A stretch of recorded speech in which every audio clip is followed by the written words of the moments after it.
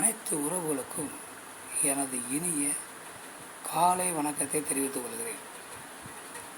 உங்களிடத்தில் ஒரு சிறு சோதிட குறிப்பை பகிர்ந்து கொள்ள வருகிறேன். ஒருவருக்கு திருமணம் என்பது காலதாமதம் ஆகிக்கொண்டே இருந்தால் அவருக்கு சுக்கிர தசை நடக்கும் பொழுது ராகு புத்தி நடந்தால் அந்த ராகு புத்தி காலங்களில் அந்த ஜாதகருக்கு திருமணம் நடக்காத ஜாதகருக்கு திருமணம் நடக்கும். அதே போன்று ராகுனுடைய தசா காலத்தில் சுக்கிரபகவானுடைய புத்தி நடந்தால் அந்த காலகட்டத்திலும் திருமணம் நடக்காதவர்களுக்கு திருமணம் நடக்கும்.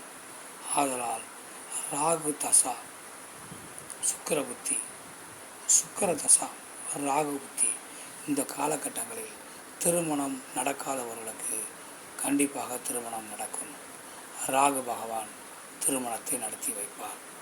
ஆதலால் நாம் ராகு பகவான் பாவக்கிரகம் கெடுதல் தான் செய்வார் என எண்ணிவிடக்கூடாது. அவரும் நல்ல பலன்கள் நிறையா கொடுப்பார் என்பதை நாம் மனதில் கொள்ள வேண்டும். மற்றவற்றை நாம் அடுத்த வீடியோவில் காண்போம். நன்றி, வணக்கம்.